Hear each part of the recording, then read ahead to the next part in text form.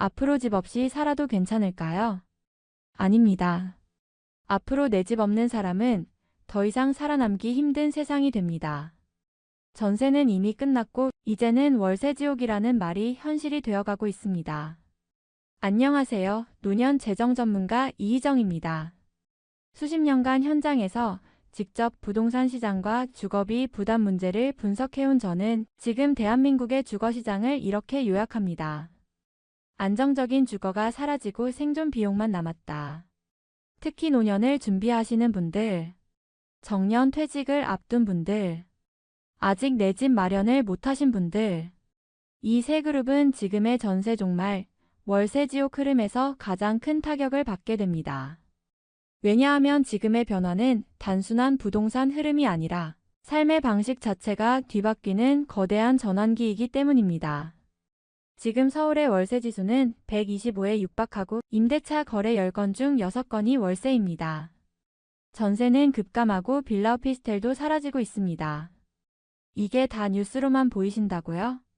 하지만 오늘 제가 준비한 실제 통계와 생생한 사례를 보시면 이건 뉴스가 아니라 당신의 현실임을 느끼시게 될 겁니다. 오늘 영상에서는 왜 이렇게 월세가 폭등하는지, 앞으로 월세는 어디까지 오를 것인지, 지금 내 집 없는 사람은 어떻게 준비해야 하는지, 그리고 마지막으로 우리가 할 수 있는 현실적인 대응 전략까지 차근차근 말씀드리겠습니다.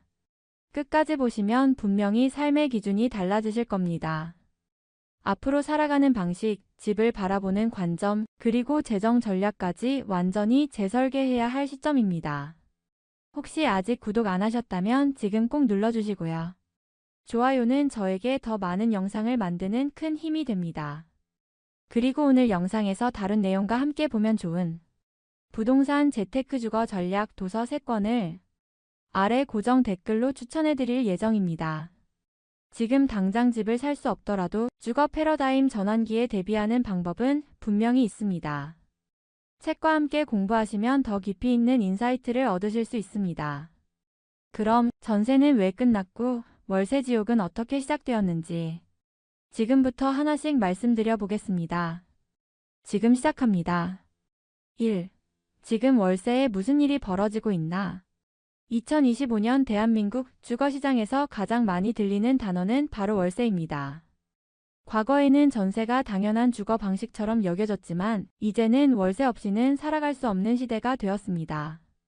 실제로 지금 시장에서 무슨 일이 벌어지고 있는지 수치로 확인해 보겠습니다. 우선 서울의 전세 매물은 최근 3개월 사이에 9.7%나 감소했습니다. 반면 월세 매물은 9.2% 증가했죠. 전세는 빠르게 사라지고 월세는 쏟아지고 있습니다. 이는 단순한 트렌드가 아니라 명백한 구조의 변화입니다. 더 심각한 건 월세 금액 자체의 급등입니다. KB국민은행의 2025년 4월 통계에 따르면 서울 아파트 월세 지수는 124.8까지 올랐습니다. 이 수치는 2022년을 기준점백으로 설정했을 때 2년 만에 무려 24.8포인트가 상승했다는 뜻입니다. 예를 들어 2년 전 100만 원이던 월세가 지금은 124만 8천 원이 되었다는 이야기죠. 아직 체감이 안 되신다고요? 실제 사례를 하나 소개해 드릴게요. 경기도 일산에서 살던 50대 가장 이모 씨는 자녀 교육과 직장 문제로 서울로 이사 오게 됐습니다. 하지만 전세 매물이 부족해 어쩔 수 없이 월세 아파트로 들어갔죠. 그런데 그 월세가 180만 원입니다.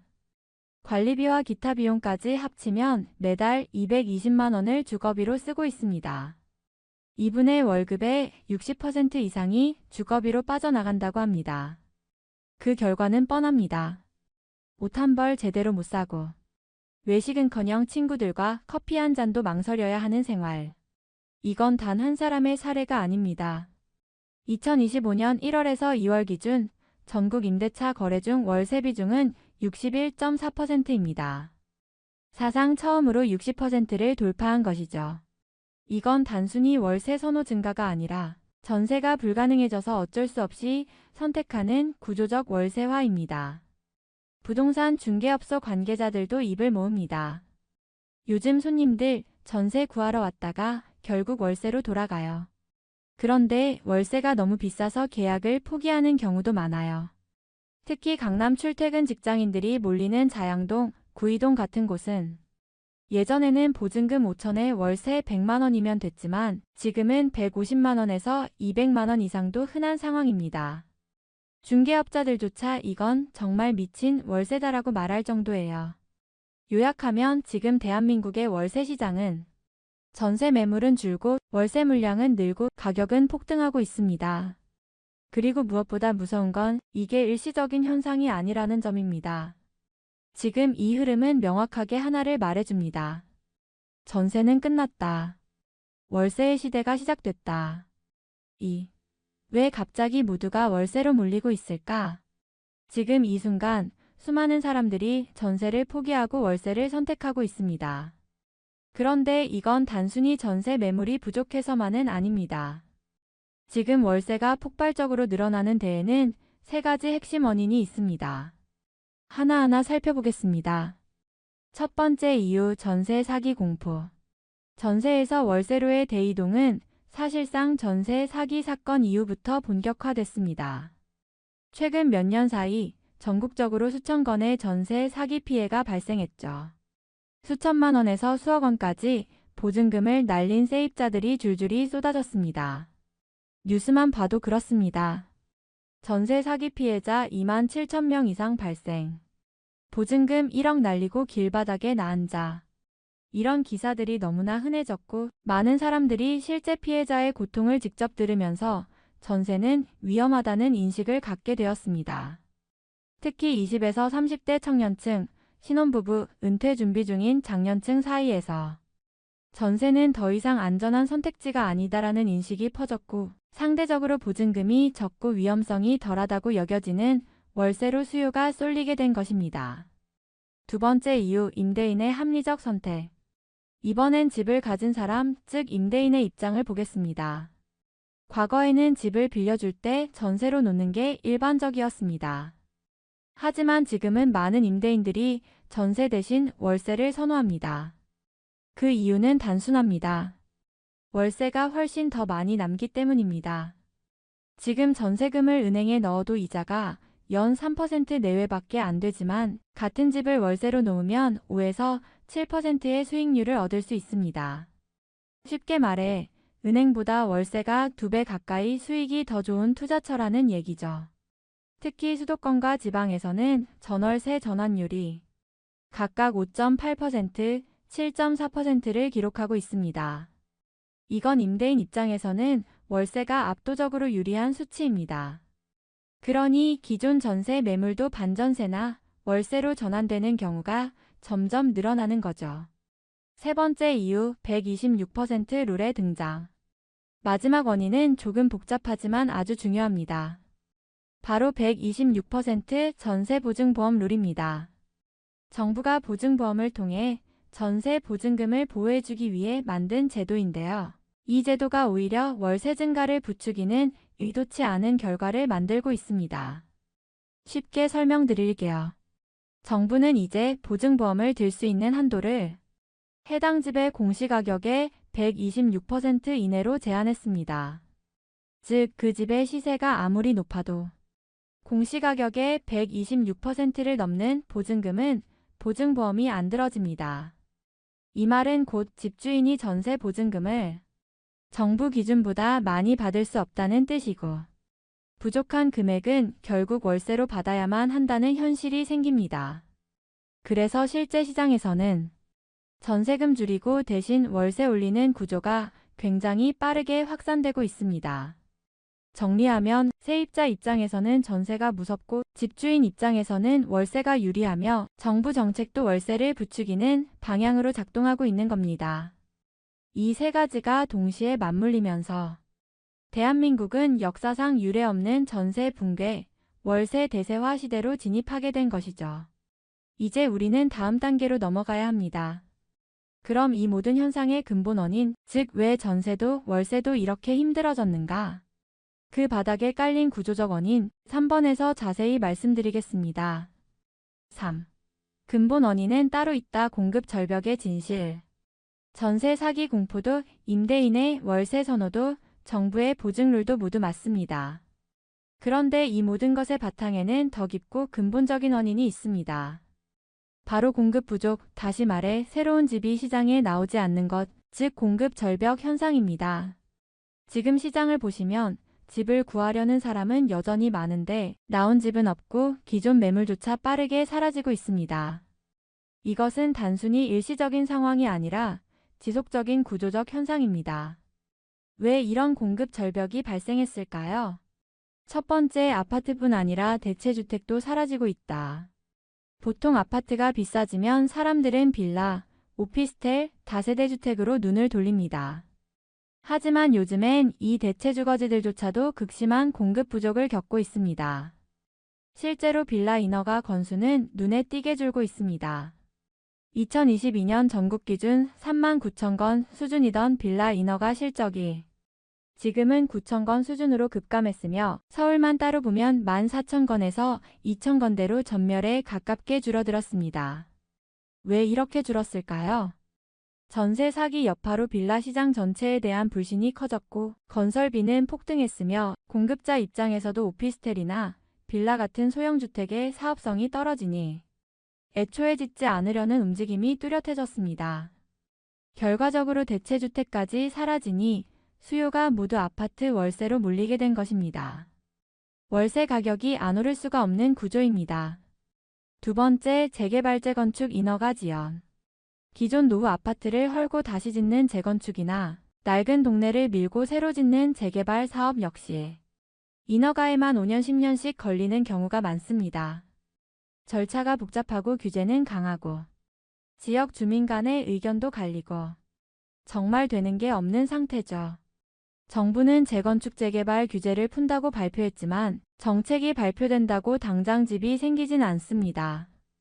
현실은 3년 후도 불확실하고 5년 후에야 겨우 공급이 시작될지 모른다는 거죠. 세 번째, 공공임대주택 공급도 제자리. 정부가 청년, 신혼부부, 저소득층을 위해 공급하는 행복주택, 국민임대주택 같은 공공임대주택도 현장에서는 들어가고 싶어도 경쟁률이 너무 치열하다는 말이 나옵니다. 실제로 자격이 된다고 해도 당첨까지는 하늘의 별 따기입니다. 즉, 제도는 있으나 현실에서는 의지할 수 있는 주거지가 부족하다는 이야기입니다. 결국 요약하자면 이렇습니다.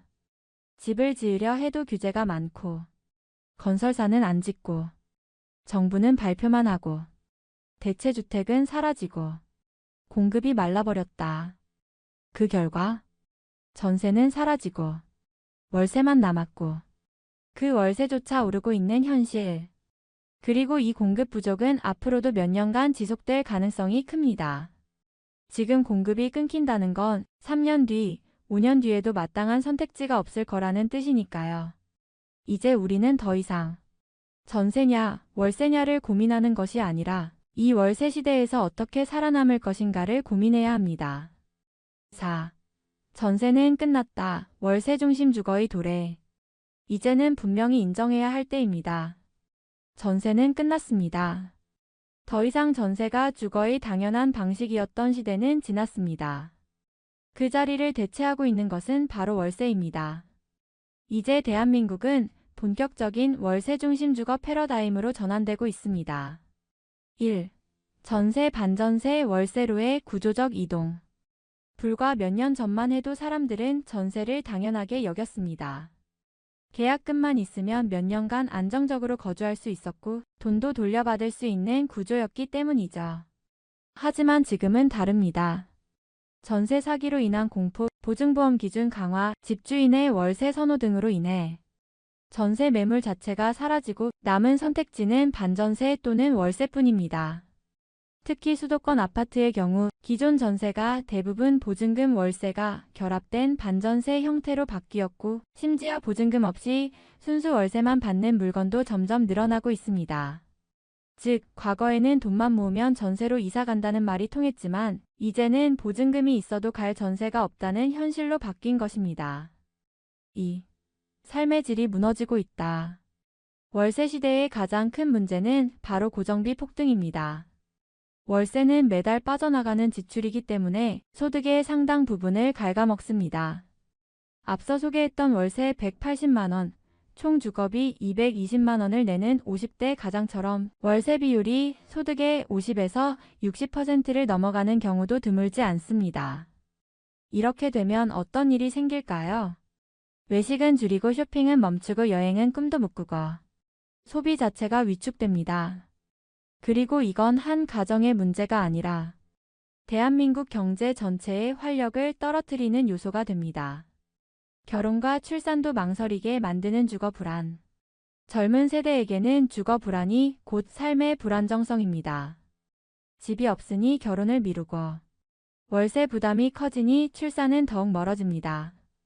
실제로 통계청 자료에 따르면 주거 불안감을 가장 크게 느끼는 세대는 20에서 30대이고 이들은 집값이나 전세금보다 월세가 오를까 봐 더 무섭다고 말합니다.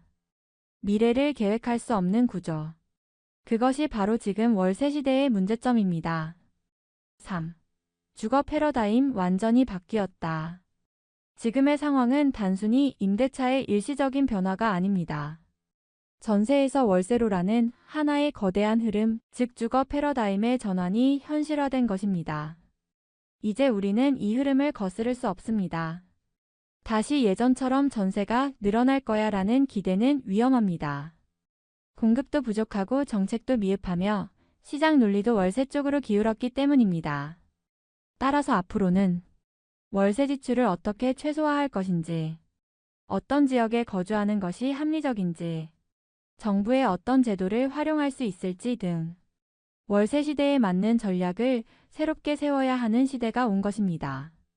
그래서 다음 파트에서는 실제로 그렇다면 집이 없는 사람은 앞으로 어떻게 살아야 하는가? 즉 현실적인 대응 전략과 생존법을 말씀드리겠습니다. 내 집이 없어도 흔들리지 않는 삶을 살 수 있는 방법 5번에서 구체적으로 안내해 드릴게요. 앞으로 내 집 없는 사람은 어떻게 준비해야 하나? 전세의 시대는 끝났고 월세 중심의 시대가 본격적으로 시작됐습니다. 그렇다면 질문은 이제 바뀌어야 합니다. 집이 없는 사람은 어떻게 살아야 할까? 지금 이 현실에서 무엇을 준비하고 어떻게 움직여야 할까? 누구나 집을 살 수는 없습니다. 하지만 준비 없이 버티기에는 너무나도 가혹한 시장이기 때문에 이제는 현실적인 생존 전략이 반드시 필요합니다. 1. 내 집 마련보다 먼저 주거비 안정 전략부터 짜라. 지금은 전세도 월세도 안정적인 공급이 없습니다. 당분간은 내 집 마련보다 주거비 통제가 더 중요합니다. 현재 거주 중인 주택의 월세 비율이 소득의 30%를 넘고 있다면 위험 신호입니다. 급여의 절반 이상이 월세 관리비로 빠져나간다면 재정 전체가 무너지기 시작합니다. 가능한 한 생활 반경을 줄이면서도 비용을 줄일 수 있는 지역을 적극 탐색해야 합니다. 서울에 집착하기보다 교통이 괜찮고 공급 예정이 있는 수도권 외곽 지역이나 공공임대, 도시형 생활주택, 행복주택 등을 적극 검토해보는 것도 방법입니다. 2. 정부의 월세 지원제도 꼼꼼하게 챙겨라. 2025년 현재 정부는 청년층, 신혼부부, 저소득층, 고령층 등을 위한 다양한 월세 지원 제도를 운영하고 있습니다. 청년 월세 특별지원월 최대 20만 원, 최대 12개월 지원. 행복주택 시세 대비 60에서 80% 수준의 공공임대. 기초생활수급자 주거급여 기준 중위소득 47% 이하 대상 지원. 많은 분들이 나는 안 될 것 같아서라는 이유로 신청도 안 해보는데 막상 조건을 확인해보면 충분히 자격이 되는 경우도 많습니다. 월세가 힘든 상황일수록 정부 혜택은 곧 생존수단입니다. 정책은 복잡해도 한 번만 정리해두면 1에서 2년간 숨통이 트일 수 있습니다. 3. 내 집 마련을 완전히 포기하지 마라. 하지만 무작정 사면 안 된다. 지금의 고금리, 고물가, 고월세 시대는 투자보다는 방어가 중요한 시기입니다. 그렇다고 내 집 마련을 아예 포기할 필요는 없습니다. 대신 2025에서 2027년 사이 분양 예정인 공공분양 아파트, 주택 청약 통장 유지 및 전략적 청약 지역 선정. LHSH가 공급하는 신혼 희망타운, 공공전세주택 등 대기. 이런 합리적인 내 집 마련 타이밍을 기다리는 전략이 필요합니다. 과거처럼 영끌하거나 빚을 내서 매입하는 전략은 지금처럼 금리가 높을 땐 리스크가 큽니다. 하지만 그렇다고 무주택자로 계속 버티는 것도 지금처럼 월세가 오르는 시대에는 장기적으로 위험합니다. 4. 지출 다이어트와 현금 흐름 안정화에 집중하라. 내 집이 없는 사람일수록 자산보다 현금 흐름이 중요합니다. 월세라는 고정지출이 매달 빠져나가는 구조에선 고정수입 지출 컨트롤이 생존의 핵심입니다. 지출에서 먼저 줄여야 할 항목은 월세, 교통비, 식비 순입니다. 투잡 또는 부업을 통한 월 30에서 50만 원 추가 수입이 월세 체감 부담을 2년 이상 줄여줄 수 있습니다. 요즘은 부업 플랫폼도 많고 시니어 대상 일자리도 다양한 시대입니다. 한 달에 1에서 2회만 일해도 관리비가 해결될 수 있는 현실적인 루트들을 꼭 찾아보시길 바랍니다. 정리하자면 내 집이 없는 시대 가장 필요한 건 희망이 아니라 전략입니다. 이제는 막연한 소망이 아니라 내 상황에 맞춘 생존 전략이 있어야 월세 지옥 속에서도 최소한의 안정된 삶을 유지할 수 있습니다. 7. 이제는 새로운 주거 전략이 필요할 때입니다. 자, 오늘 우리는 현실을 직시했습니다. 전세 사기의 공포, 월세 폭등이라는 새로운 위기, 그 아래 깔려있는 구조적인 공급 부족과 정책 부작용들. 이 모든 흐름이 맞물리면서 대한민국은 지금 전세의 종말, 월세의 시대라는 거대한 전환기를 맞이하고 있습니다. 이제 우리에게 필요한 건 분명합니다. 과거로 돌아가려는 미련이 아니라 새로운 전략입니다.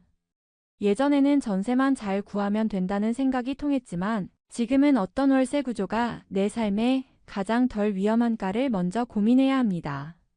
내 집이 없는 상황을 부끄러워할 이유도 무리하게 집을 사서 고금리에 짓눌릴 이유도 없습니다. 중요한 건 나에게 맞는 균형을 찾는 것, 그리고 지금 내가 가진 자원을 효율적으로 배치하는 것입니다. 오늘 영상에서 저는 여러분이 지금 이 현실을 더 선명하게 이해하고 앞으로 어떤 방향으로 움직여야 하는지에 대해 말씀드렸습니다. 정리해보면요. 전세는 이제 과거의 주거 방식이 되었다는 사실. 월세는 더 이상 선택이 아니라 생존의 구조가 되어가고 있다는 점. 정부 정책과 시장 흐름 모두가 월세화를 가속화하고 있다는 것. 이 상황에서 필요한 것은 냉정한 대응 전략과 지속 가능한 재무 설계입니다. 그리고 잊지 마세요. 이건 단지 집 문제만이 아니라 삶의 질, 소비 여력, 결혼 출산, 그리고 우리 사회의 미래 전반을 흔드는 문제입니다. 그래서 저는 이 영상을 통해 단순한 부동산 정보가 아니라 살아가는 전략에 가까운 인사이트를 전해드리고 싶었습니다. 혹시 영상이 도움되셨다면 구독과 좋아요 꼭 눌러주시고요. 함께 이 문제를 고민해야 하는 지인들에게도 꼭 공유해주세요. 이건 나 혼자만의 문제가 아니라 우리 모두의 생존 전략이니까요. 그리고 아래 고정 댓글에는 지금 같은 월세 시대에 읽으면 큰 도움이 되는 실전형 부동산 주거 전략 도서 3권을 정리해 두었습니다. 지금 바로 확인해 보시고 한 권씩 차근차근 읽어보시길 권해드립니다. 분명히 오늘 영상의 내용을 더 깊이 있게 정리해 줄 것입니다. 마지막으로 오늘의 한 줄 메시지 드릴게요. 안전을 위해 선택한 월세가 생존을 위협하는 족쇄가 되었다. 이 현실을 부정하지 말고 두려워하지도 말고 이제는 제대로 대응할 시간입니다. 우리 삶은 주거에서부터 다시 설계될 수 있습니다. 함께 잘 버티고 현명하게 선택해 나갑시다. 지금까지 노년 재정 전문가 이희정이었습니다. 다음 영상에서 뵙겠습니다. 감사합니다.